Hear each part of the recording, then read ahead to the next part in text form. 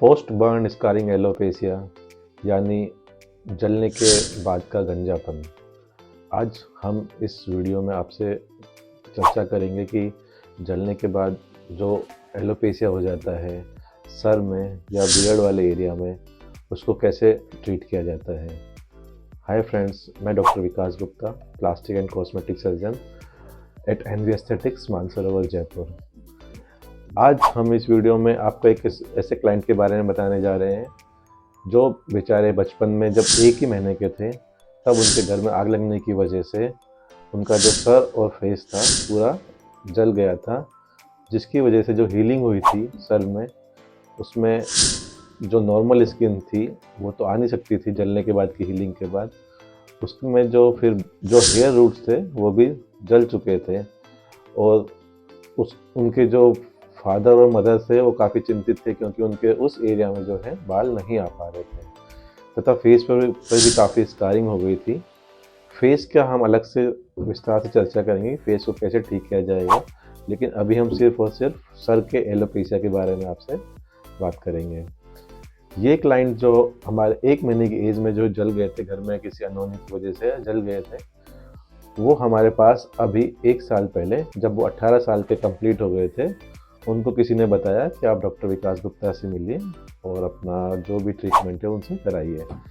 तो जब वो हमारे पास आए थे तो उनके जो पेरेंट्स थे काफ़ी डिप्रेस थे, वो लड़का भी काफ़ी डिप्रेस था। स्कूल जाने से वो घबराता था क्योंकि उनके जो कलीग थे उनको चिढ़ाते थे कि सर पे तो ये बाल नहीं है, तो टकला है। तो उसके बाद जो उनका जो कंसल्टेशन हुआ, उनको पोस्ट बर्न स्कारिंग एलोपेशिया जो होता है उसके हेयर ट्रांसप्लांट के बारे में समझाया गया। यहाँ पर मैं आपको एक बार बताना चाहूँगा कि जो पोस्ट बर्न स्कारिंग एलोपेशिया जो होता है और जो नॉर्मल एलोपेशिया होता है, मतलब जो हेयर लॉस होता है नॉर्मल पीपल में, उनके हेयर ट्रांसप्लांट में थोड़ा सा डिफरेंस होता है क्योंकि जो ब्लड सप्लाई होती है वो पोस्ट बर्न एलोपेशिया वाले एरिया में कम होती है। जो खून का दौरा होता है वो नॉर्मल जो लोग होते हैं उनके सर की तुलना में उनका जो खून का दौरा होता है वो कम होता है। तो हमें कुछ सावधानियाँ रखनी होती है कि हेयर ट्रांसप्लांट जो नॉर्मल पीपल में होता है उससे क्या डिफरेंस इसमें अपने को करना है। सबसे फर्स्ट डिफरेंस तो ये होता है कि हेयर्स जो हम नॉर्मल लोगों में लगाते हैं वो बहुत पास पास लगा सकते हैं क्योंकि जो उसमें ब्लड सप्लाई होती है बहुत अच्छी होती है, लेकिन जो बर्न वाले पेशेंट होते हैं उनमें बालों को थोड़ा थोड़ा हल्का हल्का दूर लगाया जाता है नॉर्मल लोगों की तुलना में, जिससे कि स्किन में खून का दौरा जो है ठीक चलता रहे, जिससे कि स्किन जो है काली ना पड़े।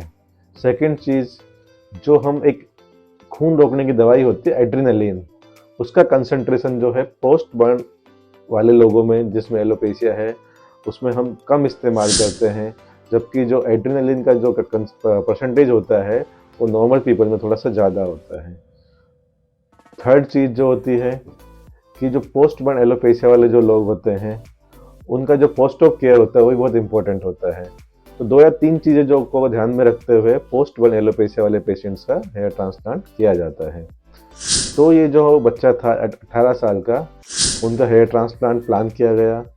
उनको जो और उनके पेरेंट्स को समझाया गया कि किस प्रकार से जो प्रोसेस है वो कंप्लीट होगा, जो बाल हैं वो किस तरह से आएंगे, कितने महीने बाद आएंगे।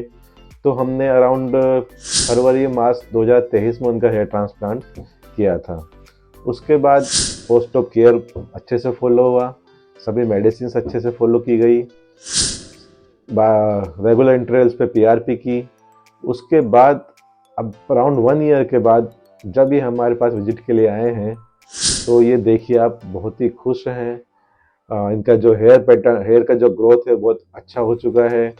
सभी सावधानियां ध्यान रखते हुए हमने इनका जो रिजल्ट है वो 1 साल बाद ये प्राप्त किया है। तो कोई भी आपके जो इस चीज़ से इफ़ेक्टेड हैं या उनके किसी के बचपन में या फिर जवानी में आग लगने की वजह से उनके जो सर पे स्कार हो गया है और वहाँ पर बाल नहीं आ रहे हैं, तो इसका एक सॉल्यूशन हेयर ट्रांसप्लांट होता है। तो क्या आपके पड़ोस में या आपके कोई रिश्तेदार है, किसी को भी अगर ये प्रॉब्लम है तो हमारा जो नंबर है वो नीचे इस वीडियो में डिस्क्रिप्शन लिंक में दिया हुआ है, तो आप हमसे ज़रूर कांटेक्ट कीजिए, हम आपका समस्या का समाधान करेंगे। Thank you.